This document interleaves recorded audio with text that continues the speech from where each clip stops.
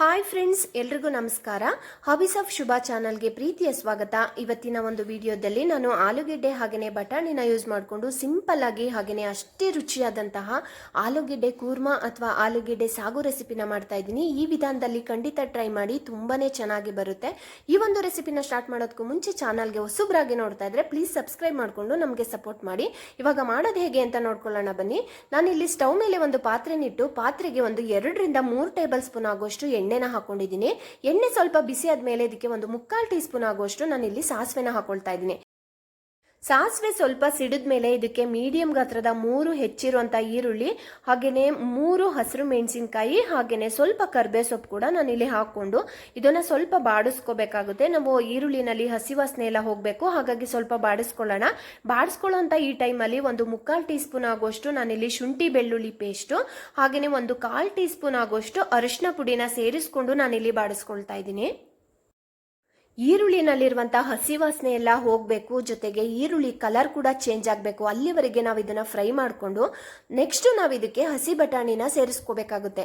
ಒಂದು ಅರ್ಧ ಬಟ್ಲ ಆಗುವಷ್ಟು ನಾನಿಲ್ಲಿ ಹಸಿ ಬಟಾಣಿನ ಸೇರಿಸ್ಕೊಳ್ತಾ ಇದ್ದೀನಿ. ಒಣ ಬಟಾಣಿ ಆದ್ರೆ ನೀವು ರಾತ್ರಿ ನೆನೆಸಿ ಬೆಳಗ್ಗೆ ನೀವು ಯೂಸ್ ಮಾಡ್ಬೋದು. ಅದ್ರ ಜೊತೆಗೇನೆ ನಾನಿಲ್ಲಿ ಹಸಿ ಬಟಾಣಿ ಜೊತೆಗೆ 2 ಮೀಡಿಯಂ ಗಾತ್ರದ ಹೆಚ್ಚಿರುವಂತಹ ಟೊಮೊಟೊ ಕೂಡ ಹಾಕೊಳ್ತಾ ಇದ್ದೀನಿ. ಟೊಮೊಟೊನ ಆದಷ್ಟು ಹಣ್ಣಾಗಿರುವಂತಹ ಟೊಮೊಟೊ ತಗೊಂಡ್ರೆ ತುಂಬಾನೇ ರುಚಿಯಾಗಿ ಬರುತ್ತೆ ಸಾಗು. ಓಕೆ, ಇವಾಗ ಹಸಿ ಬಟಾಣಿ ಹಾಗೆಯೇ ಟೊಮೊಟೊ ಚೆನ್ನಾಗಿ ಸಾಫ್ಟ್ ಆಗಬೇಕು. ಹಾಗಾಗಿ ನಾವು ಎಣ್ಣೆನಲ್ಲಿ ಇದನ್ನ ಒಂದು 2-3 ನಿಮಿಷ ನಾವು ಇದನ್ನ ಫ್ರೈ ಮಾಡ್ಕೋಬೇಕು. ಫ್ರೈ ಮಾಡ್ಕೊಳ್ಳಿಕ್ಕೆ ನಾನಿಲ್ಲಿ ಒಂದು ಅರ್ಧ ಟೀ ಸ್ಪೂನ್ ಆಗೋಷ್ಟು ಉಪ್ಪನ್ನ ಸೇರಿಸ್ಕೊಂಡು ಫ್ರೈ ಮಾಡ್ಕೊಳ್ತಾ ಇದ್ದೀನಿ. ಈ ತರ ಮಾಡ್ಕೊಳ್ಳೋದ್ರಿಂದ ಬೇಗನೆ ಸಾಫ್ಟ್ ಆಗ್ತವೆ ಟೊಮೊಟೊ ಹಾಗೆಯೇ ಬಟಾಣಿ. ಒಂದು 2-3 ನಿಮಿಷ ಚೆನ್ನಾಗಿ ಎಣ್ಣೆನಲ್ಲಿ ಫ್ರೈ ಮಾಡ್ಕೊಂಡಷ್ಟು ಕೂಡ ತುಂಬಾನೇ ಚೆನ್ನಾಗಿ ಬೇಯ್ತವೆ ಬಟಾಣಿಗಳು, ಮತ್ತೆ ಅಷ್ಟೇ ರುಚಿ ಕೂಡ ಕೊಡ್ತವೆ. ನೋಡಿ, ಇವಾಗ ಚೆನ್ನಾಗಿ ಫ್ರೈ ಆಗಿದೆ. ಇವಾಗ ಇದಕ್ಕೆ 1 ಟೀ ಸ್ಪೂನ್ ಆಗುವಷ್ಟು ಧನಿಯಾ ಪುಡಿನ ಹಾಕೊಳ್ತಾ ಇದ್ದೀನಿ. ಅದ್ರ ಜೊತೆಗೆ ಒಂದು ಅರ್ಧ ಟೀ ಸ್ಪೂನ್ ಆಗುವಷ್ಟು ನಾನಿಲ್ಲಿ ಹಚ್ಕಾರದ ಪುಡಿನ ಹಾಕೊಳ್ತಾ ಇದ್ದೀನಿ. ನಾವಿಲ್ಲಿ ಮೆಣಸಿಕಾಯಿ ಕೂಡ ಹಾಕೊಂಡಿರೋದ್ರಿಂದ ಅರ್ಧ ಟೀ ಸ್ಪೂನ್ ಆಗುವಷ್ಟು ಮಾತ್ರ ಹಚ್ಕಾರದ ಪುಡಿನ ಹಾಕೊಳ್ತಾ ಇದ್ದೀನಿ. ಜೊತೆಗೆ ಒಂದು ಅರ್ಧ ಟೀ ಸ್ಪೂನ್ ಆಗುವಷ್ಟು ಇಲ್ಲಿ ಗರಂ ಮಸಾಲಾನ ಹಾಕೊಂಡು ಚೆನ್ನಾಗಿ ಮಿಕ್ಸ್ ಮಾಡ್ಕೋಬೇಕು. ಈ ಮಸಾಲೆ ಎಲ್ಲ ಬಟಾಣಿ ಹಾಗೇನೆ ಟೊಮೊಟೊಗೆ ಚೆನ್ನಾಗಿ ಹೊಂದ್ಕೋಬೇಕಲ್ಲ, ಹಾಗಾಗಿ ಚೆನ್ನಾಗಿ ಮಿಕ್ಸ್ ಮಾಡ್ಕೊಳ್ಳೋಣ ಇದನ್ನ.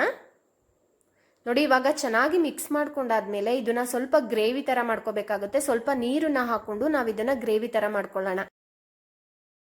ಓಕೆ, ಇವಾಗ ಬಟಾಣಿ ಹಾಗೇನೆ ಟೊಮೊಟೊ ಎರಡೂ ಕೂಡ ಸ್ವಲ್ಪ ಸಾಫ್ಟ್ ಆಗಿದೆ. ಇದನ್ನ ನಾವು ಚೆನ್ನಾಗಿ ಬೇಯಿಸ್ಕೋಬೇಕಲ್ಲ, ಹಾಗಾಗಿ ಸ್ವಲ್ಪ ನೀರನ್ನ ಸೇರಿಸ್ಕೊಂಡು ನಾವು ಇದನ್ನ ಗ್ರೇವಿ ತರ ಮಾಡ್ಕೊಂಡು ಇದನ್ನ ಬೇಯಿಸ್ಕೋಬೇಕಾಗುತ್ತೆ.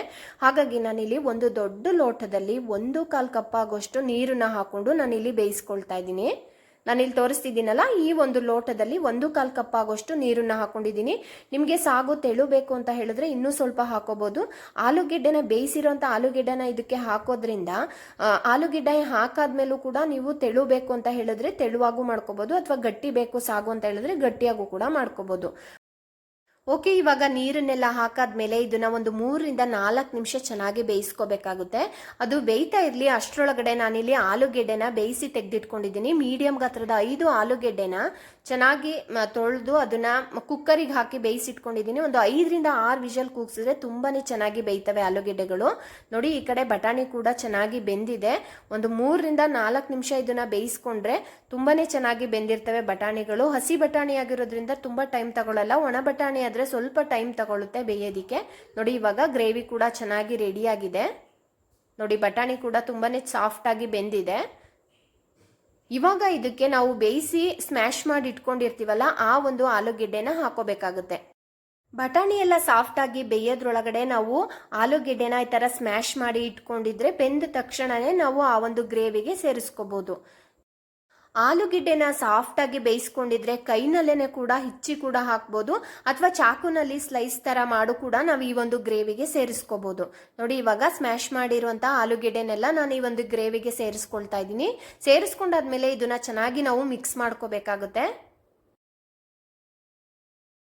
ಓಕೆ, ಇವಾಗ ಮಿಕ್ಸ್ ಮಾಡಿದ್ದಾಗಿದೆ. ನೋಡಿ, ಇವಾಗ ಸಾಗು ಸ್ವಲ್ಪ ಗಟ್ಟಿ ಇದೆ ಅಂತ ಅನಿಸ್ತಾ ಇದೆ. ಹಾಗಾಗಿ 1/4 ಲೋಟ ಆಗುವಷ್ಟು ನೀರನ್ನ ಹಾಕೊಳ್ತಾ ಇದ್ದೀನಿ. ಟೋಟಲ್ ಆಗಿ ನಾನಿಲ್ಲಿ ಒಂದು ದೊಡ್ಡ ಲೋಟದಲ್ಲಿ 1/4 ಲೋಟ ಆಗುವಷ್ಟಷ್ಟೇನೆ ನೀರನ್ನ ಯೂಸ್ ಮಾಡಿರೋದು. ನೋಡಿ, ಇವಾಗ ಸಾಗು ತುಂಬಾನೇ ತೆಳುವಾಗಿ ಬಂದಿದೆ. ಇದನ್ನ ಪೂರಿ ಜೊತೆ ಹಾಗೇನೆ ರೊಟ್ಟಿ, ಚಪಾತಿ, ದೋಸೆ ಯಾವ್ದ್ರ ಜೊತೆ ಕೂಡ ತುಂಬಾನೇ ಒಳ್ಳೆ ಕಾಂಬಿನೇಷನ್ ಇದು. ಮತ್ತೆ ಅಷ್ಟೇನೆ ರುಚಿಯಾಗಿರುತ್ತೆ, ಮತ್ತೆ ಅಷ್ಟೇ ಸಿಂಪಲ್ ಆಗಿರುವಂತಹ ಸಾಗು ರೆಸಿಪಿ. ಒಂದೇ ತರ ಸಾಗುನ ತಿನ್ನೋದಕ್ಕಿಂತ ಈ ತರ ಸ್ವಲ್ಪ ಡಿಫ್ರೆಂಟ್ ಆಗಿ ನೀವು ಟ್ರೈ ಮಾಡಿ, ತುಂಬಾನೇ ಚೆನ್ನಾಗಿ ಬರುತ್ತೆ. ಕೊನೆಯಲ್ಲಿ ಇದಕ್ಕೆ ನಾವು ಸ್ಮ್ಯಾಶ್ ಮಾಡಿರುವಂಥ ಆಲೂಗೆಡ್ಡೆನ ಹಾಕೊಂಡಿರೋದ್ರಿಂದ ಮಸಾಲೆ ಎಲ್ಲ ಚೆನ್ನಾಗಿ ಆಲೂಗೆಡ್ಡೆಗೆ ಮಿಕ್ಸ್ ಆಗಬೇಕಲ್ಲ, ಹಾಗಾಗಿ ಒಂದೇ ಒಂದು ನಿಮಿಷ ಇದನ್ನ ಲಿಡ್ನ ಕ್ಲೋಸ್ ಮಾಡಿ ಸಿಮ್ಮಲ್ಲಿ ಬೇಯಿಸ್ಕೊಂಡ್ರೆ ಆಯಿತು. ತುಂಬಾ ಸೂಪರ್ ಆಗಿರುವಂಥ ಆಲೂಗೆಡ್ಡೆ ಸಾಗು ಅಥವಾ ಆಲೂಗೆಡ್ಡೆ ಕೂರ್ಮ ರೆಡಿ ಆಗುತ್ತೆ. ನಾನಿವತ್ತು ಇದನ್ನ ಪೂರಿ ಜೊತೆ ಸರ್ವ್ ಮಾಡ್ತಾ ಇದ್ದೀನಿ. ಇದು ಪೂರಿ ಜೊತೆ ಅಷ್ಟೇನೆ ಅಲ್ಲದೆ ರೊಟ್ಟಿ, ಚಪಾತಿ, ದೋಸೆ ಎಲ್ಲದ್ರ ಜೊತೆನೂ ತುಂಬಾ ಒಳ್ಳೆ ಕಾಂಬಿನೇಷನ್ನು, ಅಷ್ಟೇ ರುಚಿಯಾಗಿರುತ್ತೆ. ಅಷ್ಟೇ ಸಿಂಪಲ್ ಆಗಿರುವಂತಹ ಈ ಒಂದು ಸಾಗು ರೆಸಿಪಿ ನಿಮಗೆ ಇಷ್ಟ ಆಗಿದ್ರೆ ಪ್ಲೀಸ್ ಒಂದು ಲೈಕ್ ಮಾಡಿ. ಹಾಗೆಯೇ ಹೇಗೆ ಬಂತು ಅಂತ ಕಮೆಂಟ್ ಮೂಲಕ ನನಗೆ ನಿಮ್ಮ ಅನಿಸಿಕೆಯನ್ನು ಖಂಡಿತ ತಿಳಿಸ್ತೀರಾ ಅಂತ ಅನ್ಕೊಂಡಿದ್ದೀನಿ.